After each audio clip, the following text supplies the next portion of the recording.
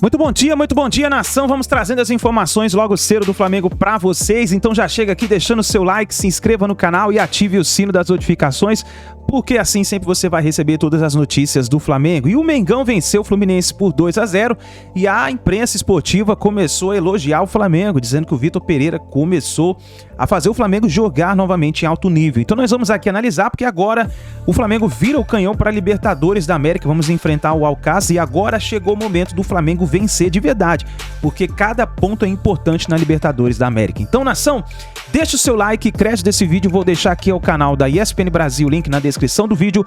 Vamos para as notícias do Flamengo. Como dizem aqui no Rio de Janeiro, sem fazer curva, papo retíssimo, sem fazer né? curva, papo reto, exatamente. Vamos rodar o papo reto do Gabigol aí. É sempre estranho ficar no banco, mas como eu falei ali, no penúltimo treino eu conversei com o Vitor e falamos sobre algumas coisas, uma conversa muito clara, e onde eu falei para ele que eu queria voltar à minha posição natural, que é centroavante, e enquanto eu pude ajudar o time naquela posição ali um pouquinho mais recuado, eu ajudei, mas creio que com esse esquema de 3 zagueiros, os times jogando mais por fora, eu optei por voltar à minha posição, e aí eu disputo com o Pedro. Ele optou pelo Pedro hoje, depois a gente pôde jogar junto em um esquema diferente, né? Como a gente jogava no ano passado, que era praticamente 2 atacantes. Então foi só isso.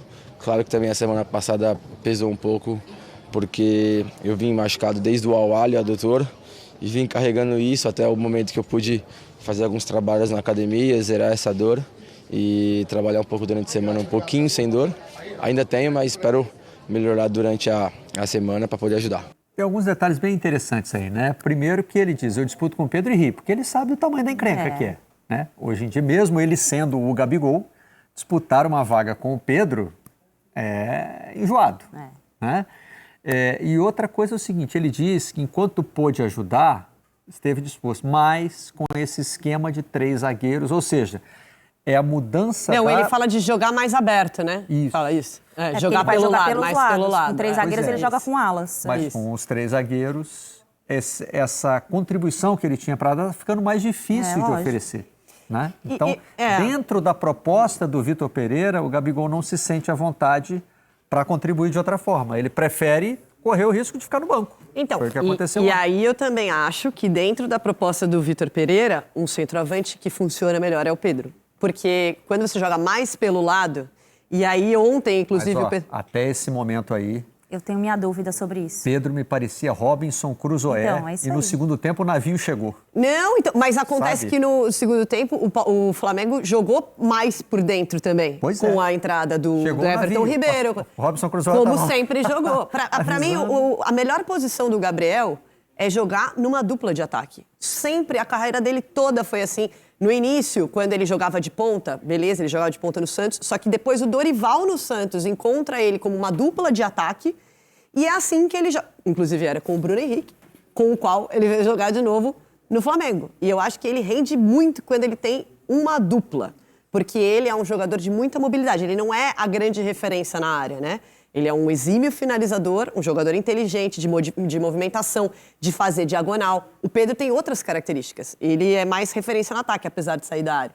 E aí ontem, por exemplo, o Pedro foi importante também na disputa da primeira bola ali. Quando era a saída de bola longa, se não tinha o Pedro ali, o Flamengo não ganhava a disputa. Porque teve dificuldade para sair jogando pela marcação do Fluminense. Mas, enfim, eu acho que é bem complexo tudo que o Vitor está querendo, né? É mudar a forma como um Flamengo sempre jogou bem, justamente com esses jogadores se movimentando muito por dentro. Ele não jogava, né? O Flamengo, nos últimos, desde 2019, não jogava com pontas abertas. Enfim, acho que vai ser interessante as cenas dos próximos capítulos. Esse gol aí, embora nasça de uma investida do Ayrton Lucas, o Flamengo estava 1 minuto com a bola. Sim. E passa por Everton Ribeiro. O primeiro gol, a bola cruza, o ataque vai de pé em pé, mas depois de um lançamento longo. O Barreto, ontem quando saiu a escalação, automaticamente eu fui olhar os comentários para ver se não era 1º de abril, porque eu achei que pudesse rolar essa piadinha, né? Não, eu pensei isso quando eu olhei. Eu estava aqui e vi comentários sobre o 1º de abril. Eu achei, Tanto falei, que eu voltei. Então... Depois eu falei, gente, eu quero mostrar aqui com a ilustração do Flamengo, porque tem gente perguntando... Eu achei, Eu não sabia se era de brincadeira ou a sério, se era 1º de abril. Eu falei, não, Só que é aí, a escalação do Flamengo. Eu já falei isso aqui algumas vezes. O Vitor Pereira, no ano passado, quando ele chega no Brasil para trabalhar no Corinthians, ele tirava só o Renato Augusto do time. Ele tirava o Renato Augusto no jogo de Libertadores. O Mantuan estava bem, ele tirava. Primeiro, porque ele não é refém de jogador. E segundo, que ele tem muito claro o que ele quer. Ele gosta de um time mais físico. Ele gosta da entrega física. Ele gosta da pegada desde lá na frente, né? Não é só que ele perde e pressiona, mas ele gosta de um time com um pouquinho mais de pegada. Nesse ponto, eu acho que o Gabriel entrega mais do que o Pedro, nesse sentido de um time mais físico. Não de finalização, tá? Eu tô pensando no primeiro momento nessa questão física. Eu acho que o Gabriel pode entregar mais que o Pedro. Ontem talvez não estivesse pronto para entregar. Não, porque ele tá lesionado, de né? uma semana de recuperação, né? Mas eu acho que ele tem aquilo de roubar a bola na intermediária, de pressionar a saída de bola do adversário, diferente do que faz o Pedro, né? O Pedro joga um jogo mais associativo, faz triangulações, faz a parede, gira para finalizar. Ele tem outros recursos que o Gabriel não tem.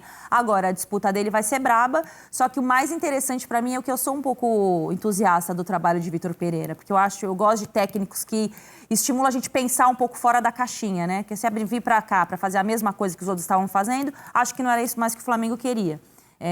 Infelizmente, passou por alguns processos nesse começo de ano, perdeu campeonatos que não queria, jogou mal em alguns momentos, né, em vários momentos, e agora ele vem fazendo essas modificações. O Flamengo, talvez um dos grandes problemas do Flamengo nos últimos anos, se é que é possível encontrar problemas no Flamengo nos últimos anos, era esse jogo pelos pontas, né? Quando ele precisava fazer essa variação, ele não tinha. E o Vitor Pereira traz isso para o time, e às vezes até de uma forma um pouquinho insistente. Ele não tem tanto esses pontas para trabalhar, né? Então ele vai tentar deslocar um meia, fazer do Everton Cebolinha, e aí eu acho que por isso o Pedro sai na frente nessa disputa. Agora, Gabriel fisicamente 100%, aí eu acho que o Pedro também tem que colocar ligar suas anteninhas, porque fisicamente eu acho que o Gabriel entrega mais. E parece ser um critério muito importante para o Vitor Pereira. É determinante. A intensidade, né? Quem tem mais... quem está em condições de entregar mais fisicamente, leva vantagem com ele. Em todos os jogos do Corinthians no ano passado, os jogos importantes, tinha horas que a gente ia trabalhar, eu trabalhei em quase toda a Copa do Brasil, né? Só não fiz os jogos contra o Fluminense. Que eu olhava a escalação, ele sempre pensa muito no adversário, isso é uma característica muito própria do Vitor Pereira, né? Ele não tem aquela imposição, meu time vai jogar da mesma forma todos os jogos, mas a parte física é muito determinante. Então, por falar em pensar no adversário, ontem o Fluminense parece não ter atuado no nível que a gente está acostumado a ver nesse começo de temporada, ou no trabalho do Diniz, de uma forma geral. Né? Sim, foi um jogo abaixo. E da mesma forma que agora há pouco a gente estava falando que o erro do Palmeiras nasce da pressão do Água Santa, será que esse nível abaixo do Fluminense nasce dos desafios que o Flamengo conseguiu impor com esse time mais Acho que no segundo tempo, sim. Mas o primeiro tempo do Flamengo não foi bom, né? O primeiro tempo do Flamengo... 20 minutos, até a parada técnica... Foram de domínio do Fluminense, com a impressão de que aquele domínio... Meio campo do Fluminense jogando muito, hein? Dando a impressão de que o gol ia sair a qualquer momento. O gol do Fluminense. Sim. Isso. Né? Exatamente. A parada técnica teve algum borogodó ali, o Vitor Pereira conseguiu falar corrigiu algumas decisões ali quando subir a pressão, em que situação pressionar André e etc, para não se desorganizar o time. Mas eu acho que... O espaço do Ganso sumiu. Exatamente. Agora, é um resultado que é complexo, né, de se reverter 2-0. Assim, eu acho que vai ser um grande desafio para o Fluminense do Diniz. E eu concordo muito com o que a Ana disse. Ano passado ficou muito claro o quanto... Quando a gente fala em time, o Flamengo... Semana passada a gente começou a falar assim, o Flamengo vai poupar no jogo da Libertadores. Como assim poupar? Acabou. Qual é o time titular? Mesmo o Gabriel, que era um que a gente considerava, não, esse aqui é titular. Ontem ele foi titular. Porque o Vitor é assim, ele sempre foi de estratégia. E nos jogos decisivos, ele sempre surpreendia na escalação. Eu acho muito legal isso. E quando não surpreende na escalação, muda a estratégia no segundo tempo. Porque ele faz a gente pensar. Peraí, o que ele está querendo aqui? Né? E eu acho que isso é uma parte muito legal de treinadores que saem muito do óbvio, né? Eles buscam o tempo inteiro coisas diferentes. De fato, assim... Você vai tirou o Everton Ribeiro do time. Ele tirou o Everton Ribeiro do time, exatamente. E eu acho tirou que com convicção. Com convicção. Ontem, o normal seria você pegar do banco o jogador que ocupa o lugar mais alto na hierarquia, né? Bom, saiu o Arrascaeta, que é um jogador importante. Quem é o jogador importante que ainda não está no time? É Everton Ribeiro, mas não é da mesma posição, mas não interessa. Ele é da mesma prateleira. E com qualidade de criação também. Ele bota um jogador jovem, o Matheus França, que está longe de ter esse status, mas não, ele vai exercer a função que eu quero no lugar desse que saiu. Teve um outro ponto ontem que isso, me né? chamou a atenção, que um jogador do Flamengo que, para mim, pelo menos, foi o grande nome da partida, não só pelo gol, mas pela jogada do gol, que foi o Ayrton Lucas, ele era o jogador mais corajoso nos piores momentos do Flamengo no jogo. Ele não abria mão do que ele está, da proposta que foi colocada para ele. Então, olha, você tem que fazer isso. Então, ele encarou o que ele tinha que fazer até o final, e eu acho que isso ajudou ele a encarar os momentos que o Fluminense desligou ali no setor, e aconteceu algumas vezes. E numa ele conseguiu um passe, no outro ele foi fazer uma pressão, apareceu para fazer um gol. Então, acho que ele é um jogador com muita cara do Vitor Pereira. Lembra muito também o que ele fez ano passado com as laterais do Corinthians. Ele não colocava, por exemplo, o Fábio Santos em todos os jogos. O Fábio Santos termina o ano como um dos melhores jogadores do Corinthians no ano passado. Então, o Ayrton Lucas sai ali... Eu sempre falo que tem um jogador que é a cara do técnico. Eu acho que ele vai encontrando essa identificação com o Vitor Pereira. E é o jogador, para mim, mais consistente do Flamengo em 2023. Porque é muito difícil você pegar uma atuação muito ruim do Ayrton Lucas. Você tem alguns momentos do jogo que ele comete erros, mas assim, nos piores jogos do Flamengo, ele é o melhor, Ayrton Lucas destoava como ponto positivo. E ele barra outro jogador importante do time, que é o Felipe Luiz, é que assim, essa barração ficou um pouquinho mais, talvez, em segundo plano, porque o Felipe Luiz se machucou, né? Então o Vitor Pereira já não contava com ele, e quando voltou, o Ayrton Lucas tinha tomado conta da posição. E ontem, os minutos finais ofereceram a possibilidade de eles estarem no mesmo time. Sim. Né? Talvez não em todos os momentos, né? Era ali uma situação de vantagem para o Flamengo, e pouco depois da entrada do Felipe Luiz também de vantagem numérica. O Fluminense teve um jogador expulso, mas aquele lado esquerdo com os dois funcionou bastante bem. E pode ser uma alternativa. Porque aí você dobra ali o lado, né? Você tem um para trabalhar em profundidade, outro para criar por dentro. Você fica com muita força no setor sem perder defensivamente. Que esse era um dos problemas do Corinthians do Vitor Pereira. E na linha de 3 zagueiros, você passa a ter o zagueiro com a melhor saída de bola. Disparado. É isso. E com muita inteligência, né, de movimentação, inteligência tática, assim, tanto para fazer o passe quanto para, se o Flamengo perde a bola, ele tem muita qualidade e inteligência de antecipar, de se posicionar bem, de fechar espaço.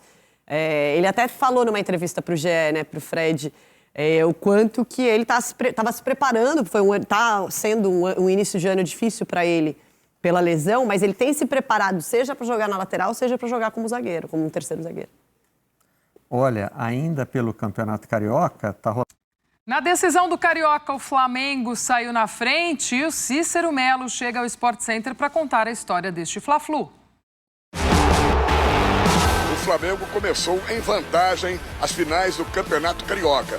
No jogo de sábado no Maracanã, com um público presente superior a 65 mil torcedores, o Flamengo entrou em campo sem Arrascaeta lesionado e Gabigol barrado e no banco de reservas. Já o Fluminense tinha pela primeira vez à disposição do treinador Fernando Diniz, no banco de reservas, a sua principal contratação na temporada, o lateral esquerdo Marcelo, que acabou não entrando no jogo. O primeiro tempo foi equilibrado e logo aos 6 minutos, Everton Cebolinha arriscou o primeiro chute com perigo no jogo. A bola passou perto do gol de Fábio.